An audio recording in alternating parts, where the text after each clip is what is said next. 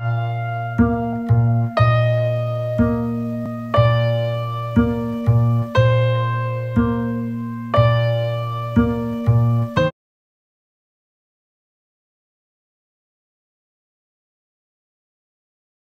got to get back up to NAU and teach a class this morning, so if I seem to be rushing things, I want her to be able to have enough time to do her presentation before she rushes off to the North Country. Okay, let's see, am I on? Yeah, okay. Yes. See, we have lots of equipment now. We've got 3 or 4 different microphones. Can everyone hear in the back? Are you able to hear? All right. Yeah. Can you guys still hear? Great. All right, I'm going to turn this mic off, and Nancy Wonder, she's a researcher. You just spent a whole year in Europe doing research? Or? Yeah, I've spent a couple of different years in Europe because my work, actually, I'm a criminologist. I work in the Department of Criminology and Criminal Justice at NAU, but I'm also a sociologist, and so my work is really where those two fields meet. And so a lot of my work has been looking at the way globalization and a globalized world is changing crime and justice. And a lot of that research, the primary research, has been looking at borders and migration. I've done a lot of work in Spain because Spain actually turns out to look a lot like Arizona in its positioning in Europe. And so I've done a lot of comparative work, but I've also done some work in the Netherlands. I do a lot of work with some colleagues in Australia, where we meet in Italy. We've taught some students there. And I've actually spent, the last 2 years, I spent some time in Australia, and I've just become an adjunct faculty on at a university in Brisbane. Because people around the world, criminologists around the world, are paying attention, trying to understand how should we rethink crime and justice in a globalized world. It's such a pleasure to be here. I want to say that, I'm going to say it more than once, I hope, because I love that you're such an educated audience and such a politically engaged audience.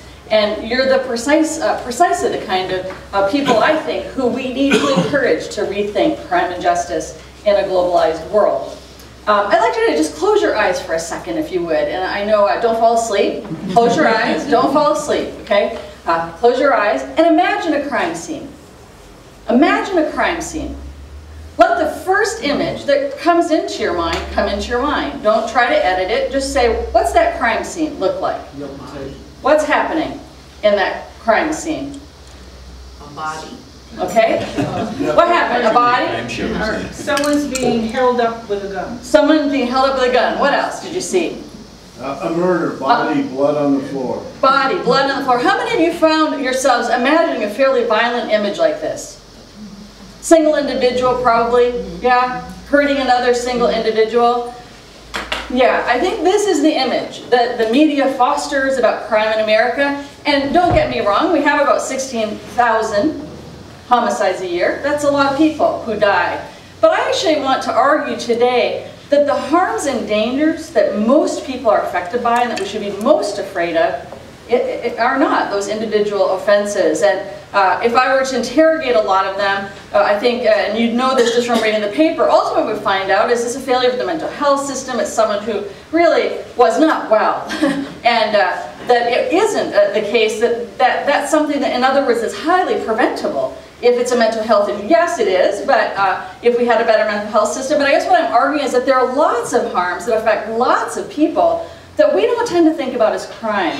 And a lot of what I've done over the last few years is to go on a kind of different journey intellectually about what else, for the future especially, for our children, our children's children, how might we need to rethink this whole category of crime and justice, because that's where a lot of resources get put. And so I want us to think about, are we putting them in the right place, in places we can do the best good, or are they being diverted perhaps to places that are less useful actually for us as a society? So if I just think about that definition of crime, today I'm just going to use a very basic definition that crime is a kind of willful harm. We could spend a lot of time talking about that definition, but I think that that works, that if you think about what we don't want to have happening is willful harm in our society, people or groups who are intentionally hurting others, where it's on purpose for their own benefit. And I would just argue for today that justice is righting a wrong. We try to do that collectively. We try to correct that injustice, lots of different strategies to do that. But if you just operate with those very basic definitions today, then I think I can take you and have you share with me, I hope, this intellectual journey. I also want to emphasize that I think law is important, but it's not sufficient. In fact, we had a whole system of slavery built on law. Yeah? So, you know, we got to be a little careful about saying law is the be-all, end-all. And in fact, lots of times what we're saying as criminologists is that we need law in an area. There's an absence of law, and more harm gets created by that absence. In fact, that leads us to talk about some kinds of crime as political crime, where the state doesn't provide law, and it should. It's not adequately protecting people. Or we talk about corporate crime, where corporations are engaging in harm. And the fact that we don't think about it as crime is just because the law that's being violated, typically regulatory law, has been administratively segregated from the criminal justice system. And so we don't have police officers running around trying to capture the corporate criminal who's polluting your water. Perhaps we should. And so what I'm urging today is a rethinking of these categories. I'm going to start each, I'm going to talk about 3 different harms. I'm going to just start each harm by telling you kind of where a little just narrative about a place I was and how that connects to my rethinking the world. And I want to tell you quite honestly, I'm not here today to tell you I have answers about these things. And in fact, my hope at the end of about a 30-minute presentation will be to ask you to join me in trying to problem solve. What might we do about this? I have a nice long list.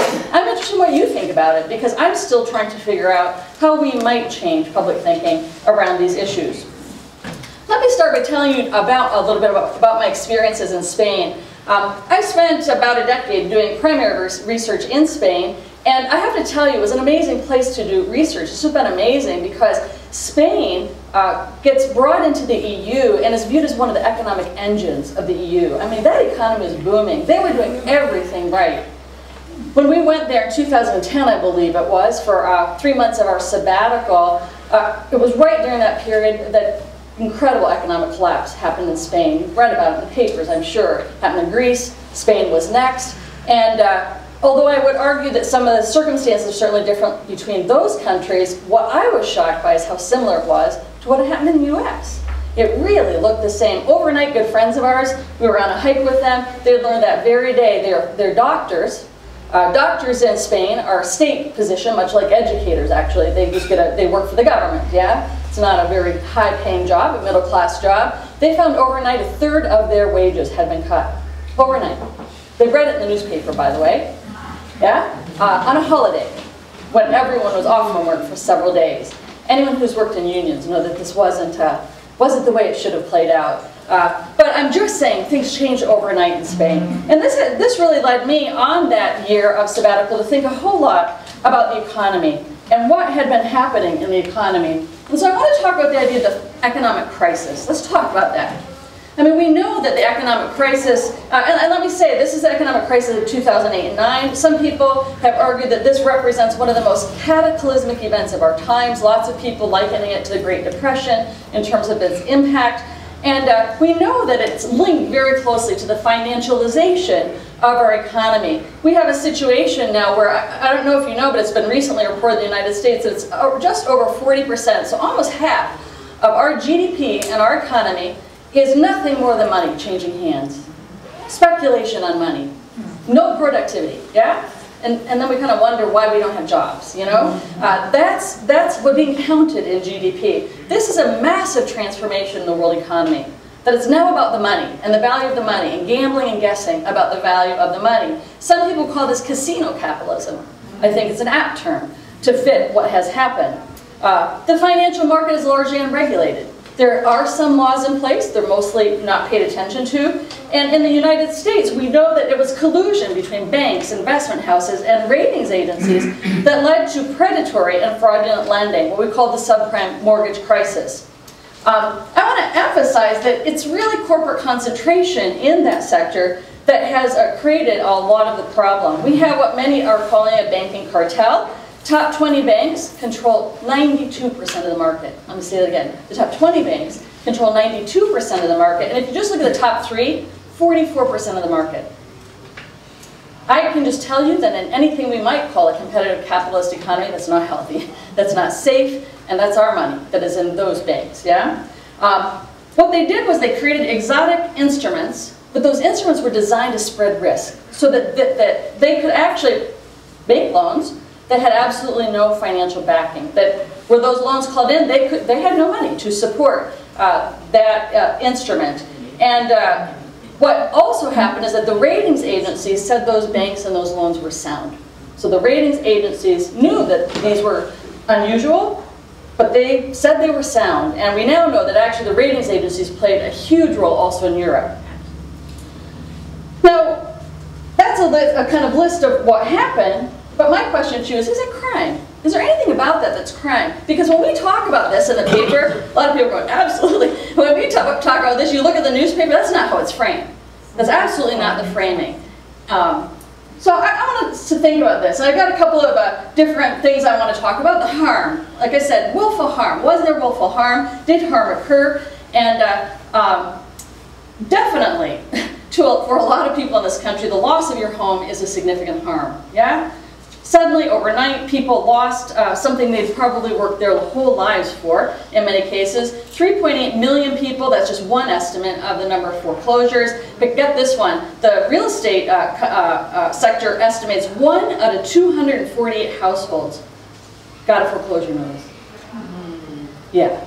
And I know you must know this just from different communities you visited, perhaps your own. We know a neighborhood we would take walks on just near our neighborhood in Flagstaff, where it's like house after house empty, house after house. It was just wiped out neighborhoods. This was particularly true in places like Phoenix. By 2011, 1 in 4 mortgages in the US were underwater. Yeah? People lost, they're still in their home, but now lost tremendous value. This is a different kind of loss. That's $13 trillion in the value of their homes. The subprime crisis also had other effects that I think have a value, you can place a value on in terms of the loss, the financial loss. A precipitous drop in the stock market alone was a loss of $5 trillion in wealth. And while actually some of that's been made up, we now know, this is from a recent New York Times article this week, 95% of the gains in the economic recovery right now have gone to the top 1%. 95% have gone to the top 1%. Okay? And so what it looks like is a big reshuffle of money, actually, from middle-class people and poorer people to the very top. And you can especially see that in this chart. I know you may not see it very well, but this says women are around 33% more likely to have received subprime loans of all types than men, and African-American women were particularly affected in their incidence of subprime loan purchasing, and that was nearly 3 times that of white women. So these have particular effects on particular groups who already have vulnerability in our society. I am particularly concerned about what I would call the lost generation of young people who are not able to find any work, not even part-time work. And what will it mean for our future that we have a generation of young people not learning how to work because there are no jobs for them? I have a huge concern about that. So there are these also effects that are cultural effects, even beyond, and we talk about this as victimization. We don't just say, someone took your money, but we say, and it traumatized you. It made you afraid. It made you feel you don't have the same life chances into the future. This is a kind of victimization as well. And again, I want to emphasize, this dynamic was happening in Spain. I can just detail it in the same way in Spain, where a half of all young people are unemployed, and a quarter of all adults are absolutely without work. No work at all. That's just incredible. And those are conservative estimates. So, were laws violated? Yes. We have actually a new book by a colleague, a criminologist, called Theft of a Nation. And I actually have a reading list I'm going to provide to you if you want to learn more about these topics, and also some films you might see if you're more visually oriented. And that one actually, that was mentioned, I'm going to recommend in just a minute because that's a great film to see on food security. But this book, Theft of a Nation, is a book that argues from a criminological point of view that indeed a number of laws were violated. He says, you know, all kinds of laws were violated and knocked around, and he talks about end runs around the Glass-Steagall that occurred. And so this is a clear case where absolutely laws were violated. Laws were also not enforced, and sadly, I think, he details the fact that federal prosecution of financial fraud has fallen to a 20-year low. And he just charts that, yeah, we could be prosecuting this kind of behavior, but it's a choice. The government makes a choice not to investigate, not to follow up, and not to hold those who fraudulently loan money or borrow, lend, to hold them accountable. We also have a profound lack of law, and as I said, to me, it's its own kind of danger. And I would even push this farther and say, to some extent, I'm concerned that some of the money, the bailouts themselves, are a form of theft because of the ultimate lack of accountability around the use of taxpayer dollars. Why is it theft in my mind? I think this would be a fun debate to have, but it's theft because I entrust my money to the government to responsibly use that money. There was no discussion, there was no democratic accountability, and in fact, what happened with that money, we know, is that immediately, by May 2010, 4.73 trillion of taxpayers' dollars had been dispersed to financial firms to avoid collapse. And what they did immediately was they gave payouts and bonuses to financial firm employees totaling $1.6 billion, immediately with our money. Immediately. Yeah? That was the very first thing they did. And I've got to tell you, that looks like theft to me, yeah? It looks like theft. And for a lot of people, that's exactly how it felt. You talk to people around the country, they feel their money was robbed from them. Blindly robbed. And some of it, to some extent, by their government, which is incredible, yeah?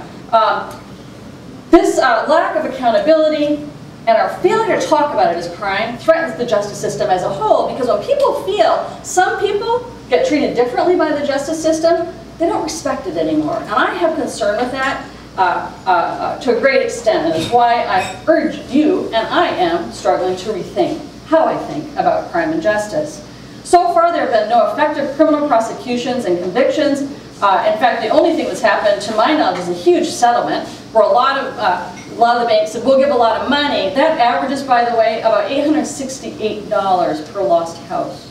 And most of it's never going to get to the people, as you know. Doesn't change their lives or really remedy the harm. As Woody Guthrie said, some will rob you with a six gun, some with a fountain pen. Yeah? That's what I'm talking about. I want to talk about another issue. I grew up on a family farm. I'm from rural Michigan. I mean, a real self-sufficient family farm. My dad was a carpenter, but you know, they were in the fields baling hay. I had to collect the eggs from the chickens every day. I gardened, you know, we put up all of our food. And in fact, as a young adult, I put up all of my food for 1 year. So I really think food is fundamental. I mean, it's something close to my heart, farmers in this country and what they do for us. But I'm very concerned, and I've become very concerned about the food security that we lack, I think, increasingly in our country, but also around the world. We also, as that same year, as part of our sabbatical, we spent part of that in Argentina. It was our first time really spending significant time in Latin America. We were 3 months in Buenos Aires. And it's amazing there because you really get the sense that the farms are close to the people. You go in to get your vegetables every day and they're waiting for the person to come up in the pickup to drop off the food. And it's still got the dirt on it, you know. They don't wash all the potatoes. You go like, oh yeah, it comes from the ground. There's dirt on it still. And it really was a great reminder during that period. I spent a lot of time thinking about this issue of food and the issue of agriculture and our distance from agriculture in the United States. And also reading a lot about it. I should tell you, I also teach at NAU in the graduate program in sustainable communities, because as a criminologist, this may not seem intuitive to you, but as a criminologist, I think it's not just about locking people up and capturing people. In fact, we know that that part of the system is utterly a failure, actually, in the United States. What it should be about is prevention. How can we have societies and communities that are sustainable? It's like someone was just saying, how do we have schools that kids want to go to, right? How do we have societies people want to participate in and be committed to? So I teach that in that program to talk about those kinds of issues. And you know, in this whole framing of the food crisis in the United States, and I'm really going to focus here on the US, but I could extend this to other countries, we also see some things that I think pose incredible dangers. Right now we have something called foodopoly. This is Winona Howder's term, but I think it's a great one, foodopoly, which she says is when a handful of corporations, as is the case today, control our food system from seeds to dinner plates. She talks in that book about the financialization of food and farming, financialization of food and farming, the lack of national control and regulation over our agricultural sector, and argues it threatens our food security. And there's several other books that are doing this, and it sounds like the film that you'd see at the library will talk about this as well, and I urge you to check that out. The corporate concentration of farming has a long history. I'm just going to pull up a few points to make this point elaborate it. Mostly it came about as a result of mergers and acquisitions, resulting in very large-scale industrial farm operations, not like the farms of my childhood. In fact, those farms, big industrial operations, are only 12% of all farms in the United States. Doesn't sound like much, but it's 88% of all agricultural production. So those few firms control that market enormously, and in fact are threatening very much small and mid-sized farmers because they're driving policy decisions. They're driving what that sector looks like, and it's not far into the future that we won't see these small farms, in my opinion, unless some things change. We have more prisoners, by the way, than farmers in the United States, just to drive that point home.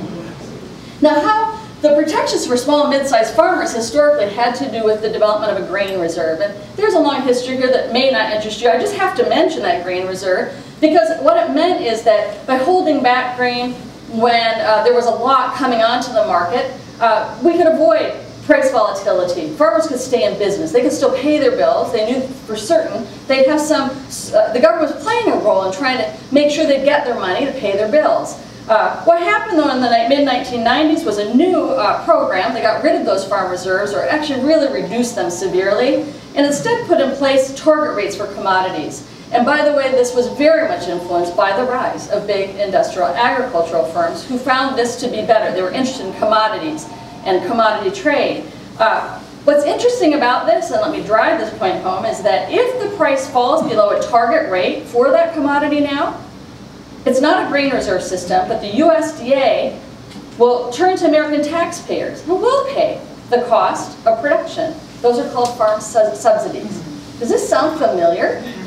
Yeah? 61% of the billions of subsidies goes to the top 10% of US farmers. Let me say that again. 61% of subsidies, that is our money, goes to the top 10% of US farmers. We're not benefiting the little guy, I can tell you. In fact, we're driving him or her out of business. The rise of agribusiness is a new kind of farming. It's, again, a massive increase in commodity crop production rather than being concerned about food for our health, food that would be healthful for our children. It's really about, again, financialization and profitability and marketing it as a product, as a commodity. I also want to emphasize that this volatility in the market led farmers through the 60s, 70s, into the 80s to rely heavily on debt. Because if the market went down and they didn't get the money for the crop they needed, they had to borrow it. And that debt meant they were constantly living in a place that was, they couldn't even leave because they had to keep paying the debt on their farm. They were often borrowing against their farm. Does that sound familiar? I think it sounds a lot like the mortgage crisis, as a matter of fact. We call this kind of contract farming a form of debt bondage, really. They can't leave their farm until they lose it. And that's really what's happened around the country.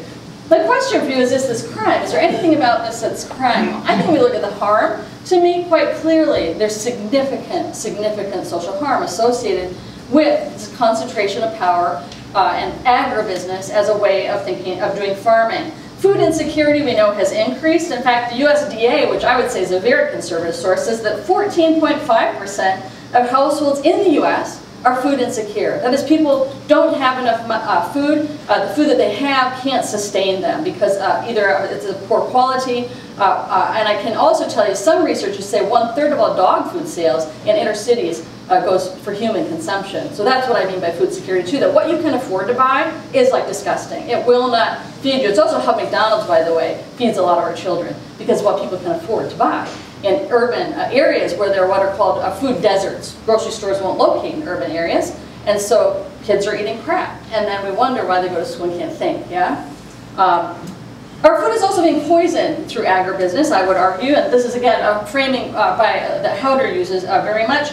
The use of antibiotics in meat and chicken is at an all-time high. In fact, 80% of all antibiotics in this country are used in animal agriculture, 80%.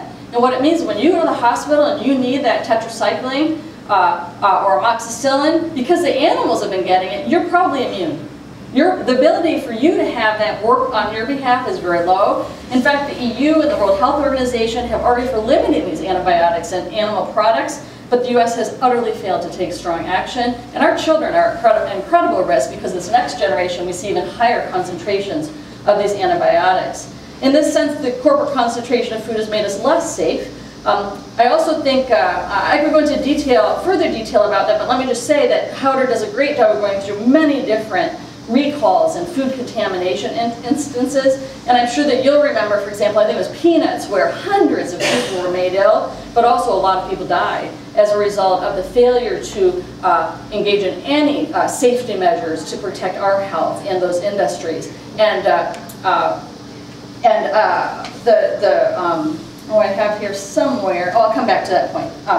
I also want to talk around food, the issue of the food crisis around the patenting of life and genetic engineering. In 1980, the Supreme Court made a decision to allow patents for genetically engineered plants, animals, and bacteria. So where you could go in and monkey with some part of the cellular material, and that if you did that, you could actually patent life. You could say, I own that now. Now I own that. Yeah, I own that fish now because I changed one thing about the gene. Monsanto has been the biggest producer of genetically engineered seeds. 674 agricultural patents at this moment belong to Monsanto, including for some of our most essential crops like corn. What they're very talented about is creating things like terminator seeds. They're called terminator seeds, Roundup Ready seeds. These are seeds that when you put them in the earth, they can only ever grow once. They generate no new seeds. So next time you got to go buy Monsanto seeds if you want more seeds. This has been devastating for developing countries, and I would argue devastating for biodiversity. We're down to, I believe, just 4 corn crops in the whole world that we could reasonably plant, and the risk for human food security is enormous at this kind of crop narrowness. Also, genetically modified food is hidden in the United States in the food supply. In Europe, it must be labeled, and people just don't buy it. And actually, most EU nations have been successful in just keeping it out entirely, saying this is illegal. In the United States, it's all over our food. It's in our food. You don't know it because it's not being labeled. And the agribusiness has been very effective in resisting labeling because the political power they have versus our political power and the lack of awareness among people is a tremendous imbalance. They're now developing absolutely synthetic biology where it will be like a Frankenfish. It won't even be mostly real, it'll be mostly fake, and that won't need to be labeled anyway because the emerging legal framework says this is just like conventional food. This is another real risk, I think, to public health, and I would argue that this is a violation of law. Why? Because historically in the United States, the kind of big concentration of power, particularly in our most essential industries, like our food, have been illegal under antitrust law. And through Reagan and Bush, the absolute dismantling of antitrust law and the failure to take seriously corporate concentrations of power, again, I would argue, have put us at tremendous risk. The FDA today does have some inspectors who inspect our food. This is excluding meat and poultry. Anybody want to guess how many FDA inspectors there are nationally for all of our food supply? 60. 60? 10,000? 1,200. Oh my God. Okay, how about meat and poultry? None. 6,000, but the industry, because there's been a comment, many of the meat packers, the cattle owners have bought the meat packing houses. They've successfully gotten them to exclude inspectors now for meat packing houses. I don't know if you know this. They adopted irradiation. The meat just goes through like a machine that irradiates it. No inspectors. So those 6,000 are in grocery stores and places like this. They're not even in the meatpacking industry, where we have the biggest risk because feces gets into the food and then is put on your plate afterwards. That should worry you. I can tell you we've invested a tremendous amount of money in the largest police force in the country at our border. Now, I don't feel any safer, but when my food comes and I worry about being poisoned, yeah, I wonder, are we putting our money where we should be for a globalized world, for a changed world, yeah? And ultimately, there's a tremendous lack of democratic input in these decisions about our food. Let me turn to one final topic here, and I'll try to move through this quickly. I also, this year, as I said, last couple of years, have been very fortunate to spend some time in Australia working with colleagues there. And this year, Fred and I, my partner is a political scientist at NAU, he's here today, we had an amazing experience snorkeling in the Great Barrier Reef. Anybody been there, Great Barrier Reef? Oh, what a lifetime experience. And you just cannot believe, people seriously went out there, stood waist deep, put their face in the water, and it's just jaw-dropping, except then you drown if you opened your jaw. But it was amazing, the biodiversity. You just can't believe it, like little pencilfish and giant big fish and turtles, and it was amazing. But what was also amazing to me was learning from Australian colleagues that climate change is a huge risk to our reefs, and they will disappear. I mean, we know it's happening already, that the reefs are dying. But also, I was attending a conference there, and the person was talking a great deal about the human decisions that are involved in that. That's not just like, oh, climate change, you know, like it's just happening. We participate in that. That's a real phenomenon that is a human-generated phenomenon. So that's gotten me thinking a lot about this problem. Might we want to rethink it or reframe it? What is the problem? Well, the Earth is changing in some profound ways. We know global warming is happening. I mean, okay, the pundits disagree about this. All the scientists agree. Like, they can tell you there's increased rainfall, there's less sea ice, drought is a permanent condition, the loss of glaciers. And if you haven't seen the movie Breaking Ice, incredible about the loss of glaciers. Again, jaw-dropping. Increased storms and weather-related disasters, the loss of coral reefs. And then there are feedback effects, like methane gas that's being generated just by those processes happening. The bark beetle in our area, and as we threats to rising sea levels, and they say actually within 90 years, we're likely to see a 5-foot increase in our sea levels.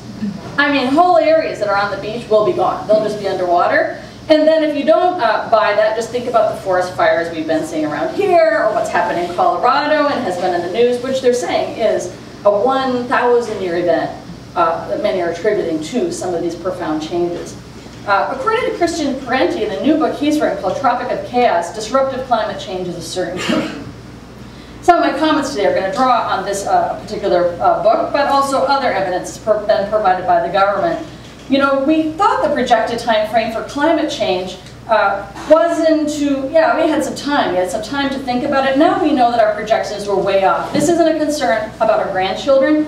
This should be a concern for our children. It's that close in terms of the impacts that we're likely to see. And we know that fundamental to climate change is our dependence on oil, because fossil fuels that are changing and affecting the carbon dioxide in the atmosphere. 550 parts per million was considered a dangerous level of carbon dioxide. 550 parts per million. Now we think that's way too high, and that the safe level is at most 350 parts per million. But we're already way past that. We're at 390 right now, and that is, by the way, a 10,000-year high. A 10,000-year high, and it's pretty unlikely we're going to see that go down. We're on our way up, yeah? It's hard to imagine what we would have to do to return even to the level we think is safe. 1 barrel of oil yields, though, why are we so dependent on oil? Because 1 barrel of oil yields as much energy as 25,000 of human manual labor. That's more than a decade of human labor per barrel. Another way of saying that is that the average American uses 25 barrels every year, which is like finding 300 years of free manual labor. Yeah, that's a way of thinking about it. In other words, cheap energy is a way of life for us. It's our economy, it's everything.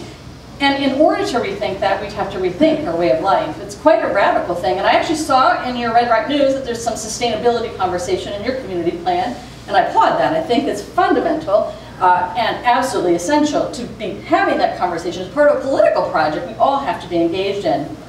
The concentration of power in the energy industry is huge. And you know, 6 out of 12 of the largest corporations in the whole world are energy corporations. And if I look at the top 50, it's something like a third that are directly related to the oil industry. And I would argue that there are very few world events that I look at that I don't go, oh, that's about oil. And it shouldn't really surprise us when you look at our energy dependence and also how powerful those corporations are and how often they work together. Oil dependence, though, is under threat, like I said, not just from climate change, but it's argued by many scientists that we arrived at peak oil in 2008. That is, in 2008, the most oil extraction we probably can ever take from the Earth occurred, and it will only be less every year since then, in the years that follow. Which is to say, we have to change how we do things. Now, is climate change a crime? Is it even useful? Is there anything about it that we might want to refer to as crime? Is that framing helpful? Well, first of all, the harm is profound. Again, I'm just using government sources, and most of these documented in the Parenti book, but I have a whole list of readings you're welcome to take a look at. Already, climate change has adversely affected about 300 million people, it's estimated, in terms of disrupting life, but it's killed easily 300,000. Extreme climate events are harder on the poor and poor countries, and I would say that death number is way low. I'm just giving the most conservative number that I've identified.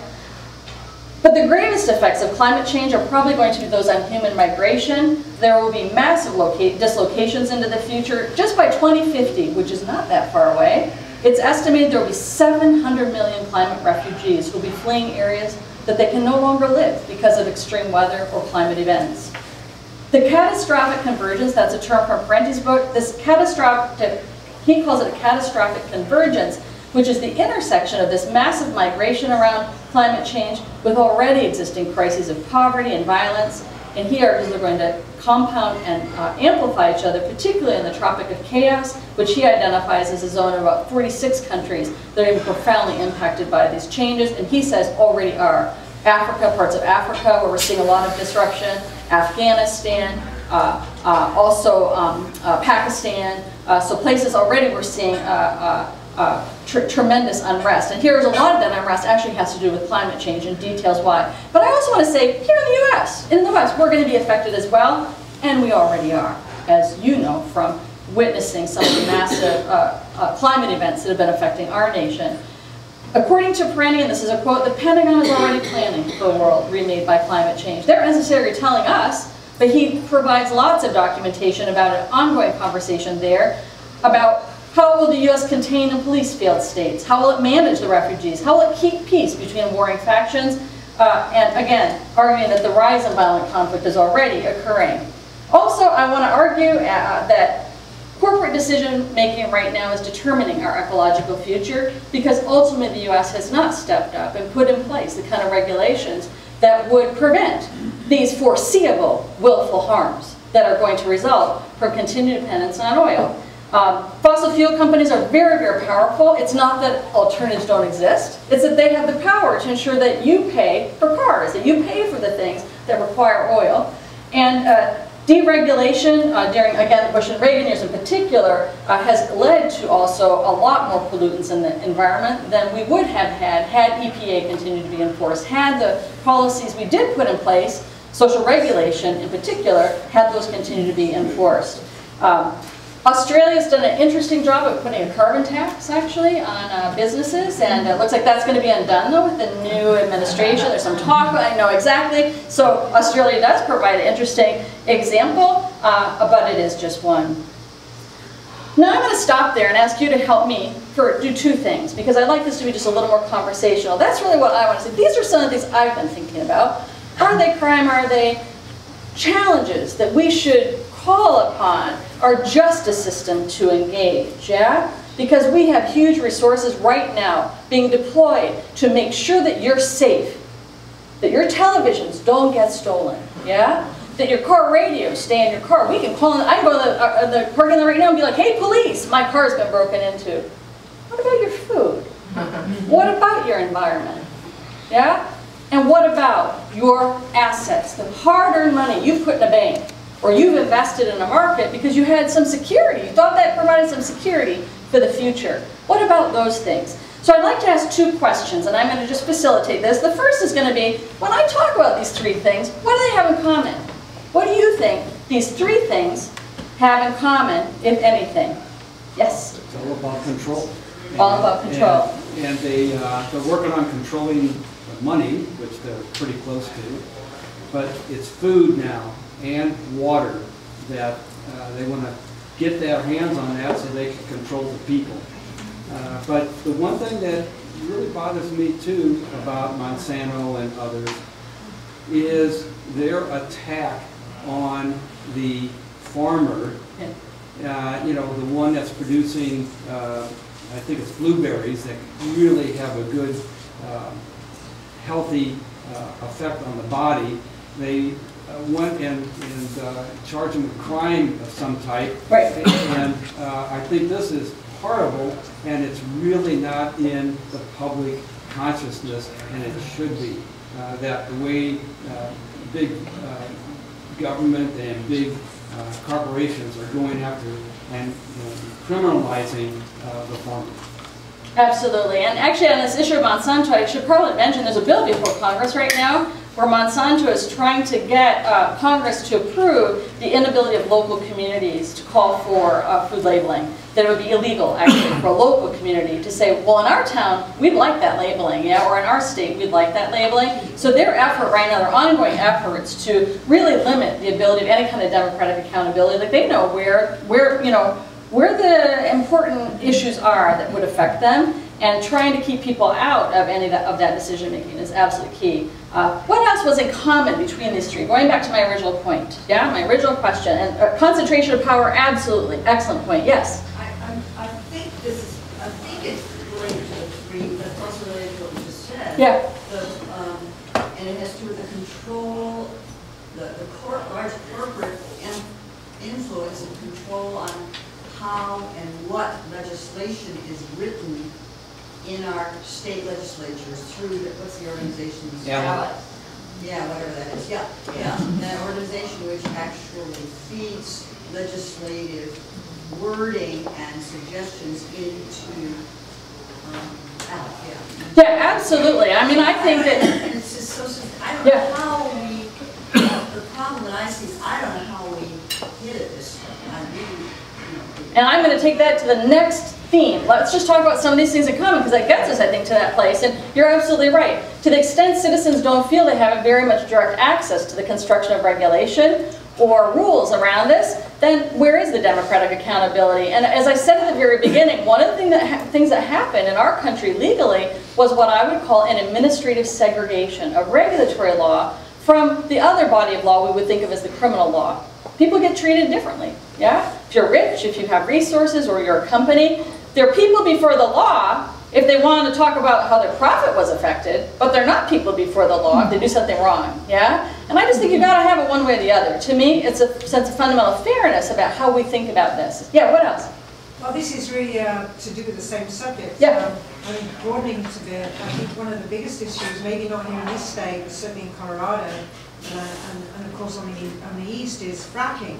Yes. And it's not just the fact that it goes on unfettered, but also there's no responsibility, no reason, no way that we know what are the chemicals, because the companies that are doing the fracking don't have any obligation to state what they're using. So these poisonous chemicals are going. Now they say there's very little oversight on the whole process. And there's talk about it now, but right now it's expanded to such an extent, it's frightening. You just see the west part of Colorado is just... Absolutely. Yeah, we're seeing now the real risks associated with that, because all you need is one catastrophe, and then all of that land is transformed and all that leaches back out, and we're seeing that happening, absolutely. And so again, one thing you're mentioning, and I would agree very much, that these things have in common is a lack of transparency. We don't even know about what's in our food. We don't even know what the chemicals are that are being put in the ground.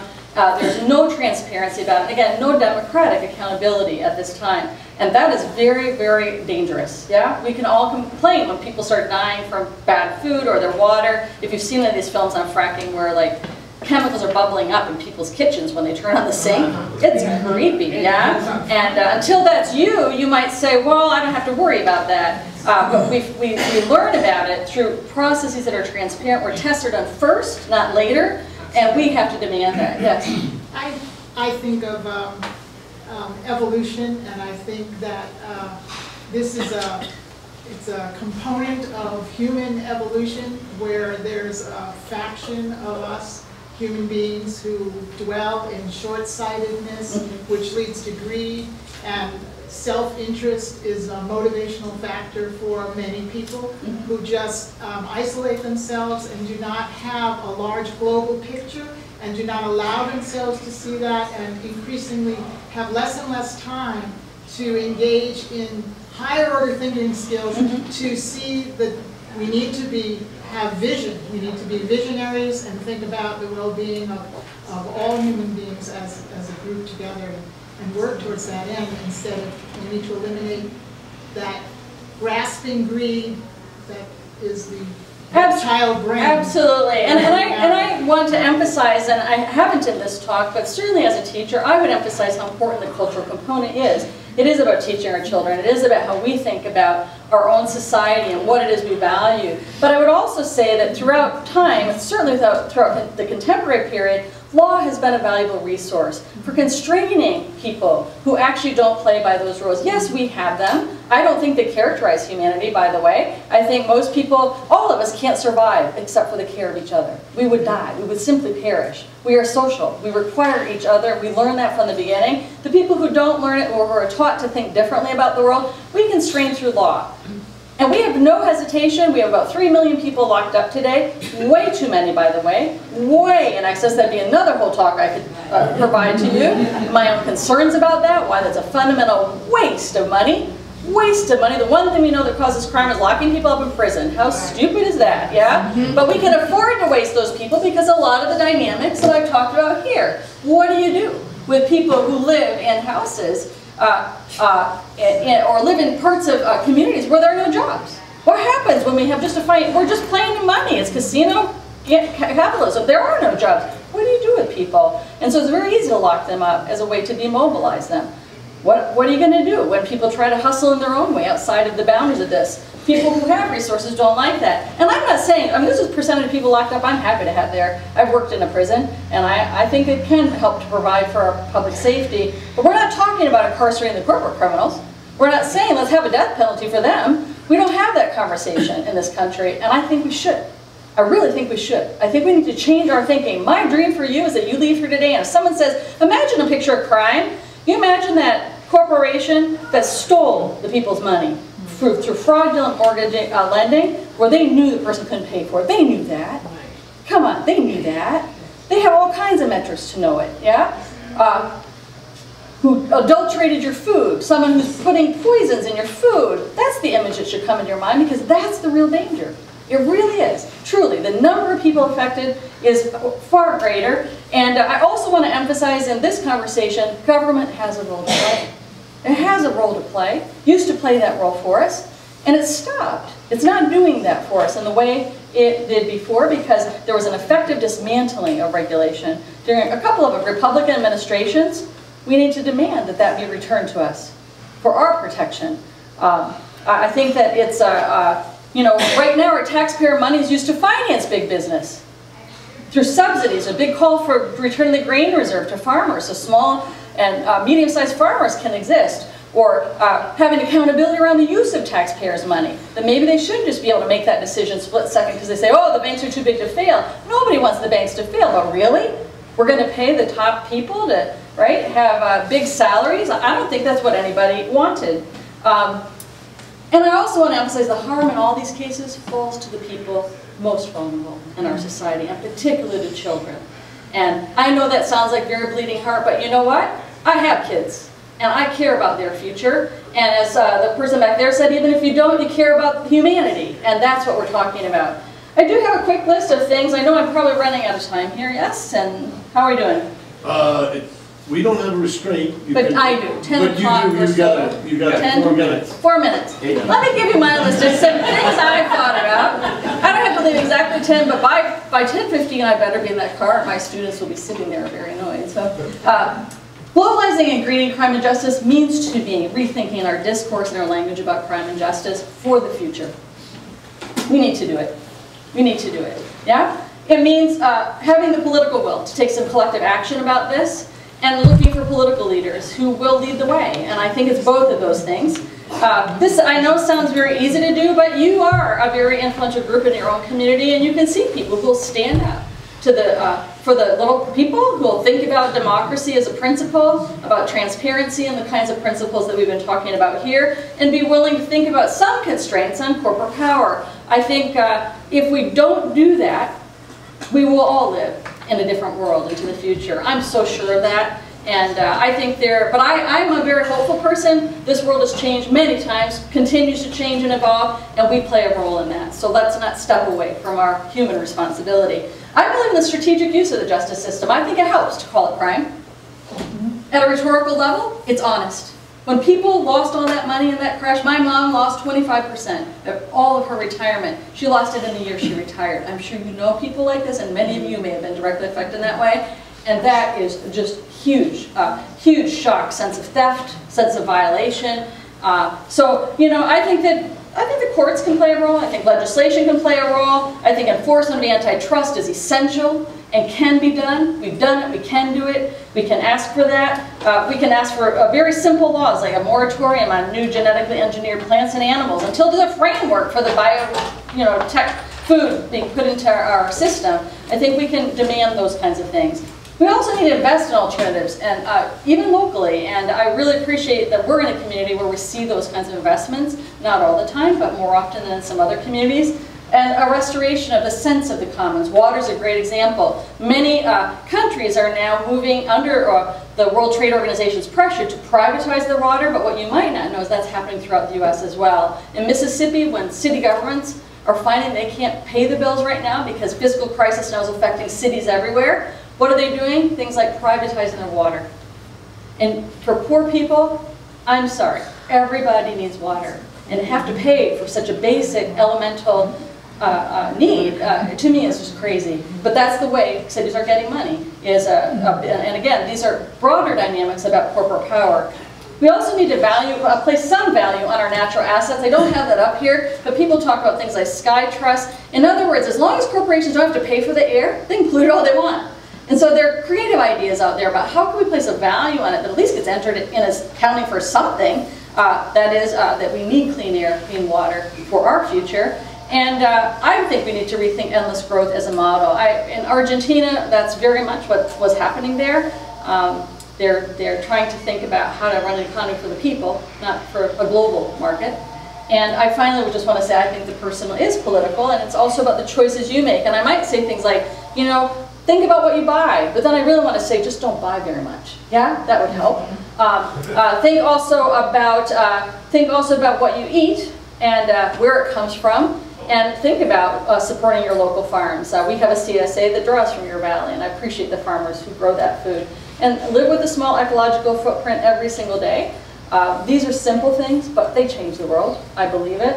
And very, very finally, I just want to answer any questions you have. Take 2 minutes for that. I'm sorry I didn't leave more time for that. I think our current approach isn't sustainable. I think our children's future is under threat, as I've said. I think as an academic I have a role to play. And we have a window of opportunity. Crisis creates that. So it's a great time to talk about how could we do it differently. And I hope you have a new picture of crime in your mind. You have a question back there. Yes? Well, a couple of times in your talk, you talked about the erosion of regulation through a couple of Republican administrations. I think we ought to recognize that financial deregulation occurred in the Clinton administration. Absolutely. That's a very fair point. We ought to recognize that in the Obama administration, there's been he's appointed all of the Monsanto people to positions, including Bill Sack running the FDA. So really, the point I think is that the political parties don't offer any distinctions between themselves, and they don't address these issues. Yeah, I totally agree. And actually, on the way down, Fred and I, he's a political scientist, as I said, we were having a pretty lively conversation about, so what would it mean to get corporations out of politics, right? Because that's really the problem, yeah? They're driving the political system. It doesn't matter who you are. You have to be beholden to these incredibly large corporations. And what kind of countervailing force could exist to balance, in any sense of the imagination, that kind of corporate power? So we were having a lively conversation. You have to invite him back to hear the answer to that question, but I totally agree with you. And in fact, it was Clinton who dismantled the farm grain reserves, by the way. So we have to blame everyone. I will say that the Bush and Reagan's devastation of regulation, the way they dismantled it, one of the most important things they did is said animal testing is unnecessary, because even if a rat dies, it doesn't tell you the people died. And they got rid of that. And that was a really profound change. So there are some things that administration did, I think, were particularly devastating. Here. Yeah, I just would like to say, following that I think we need to make a distinguish between governments and the political executive, the top of the parties, whatever, but the government's involved and the people. And I don't think you would get this discussion about sustainability and about what we can do in the Republican Party. And I think we need to make that differentiation. I think it's up to us as Democrats to put pressure on our leaders, which I think we do, most of us. I know I'm doing it all the time is sending emails to my representatives, get in their face and tell them how important it is. At least we recognise the problem, which the Republicans don't even do. So that's something. And I think it's up to us as Democrats to, because we feel differently about it, is to push and do something about it. And I agree, not enough is done by our government today. Whose fault is that? Right. And I also think a lot of people say, what can we do? What can we do? Yeah, what I'm telling you today is that justice system is a resource. We've built the Freedom Wall between us and Mexico with bazillions of dollars. I can't tell you how much money that's costing. Is that what you want that system to do? No. We have laws in place. They need to be enforced. Federal prosecution's 20-year low around things like financial fraud. That is unacceptable. Do your job. And we want this to be part of the job. So I really think there's a political message I'm trying to give you about a set of tools that are actually historically our courts have worked very well to reduce various forms of discrimination, various forms of injustice. Think about it. Why not in this regard? Why not here? Why not now? Why not for these issues? It's not the only tool. It's a valuable one. One more question. Yeah.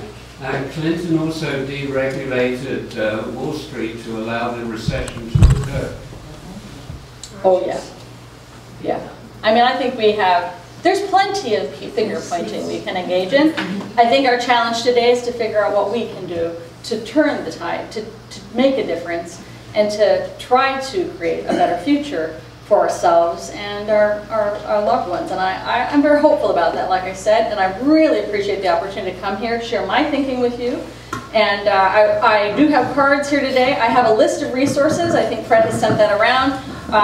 For further thinking, I welcome your contact through email. It's a great way to reach me at nancy.wonders@nau.edu. You can always find me. And if you didn't notice, my last name Wonders. It's like a whole sentence, and I wonder all the time.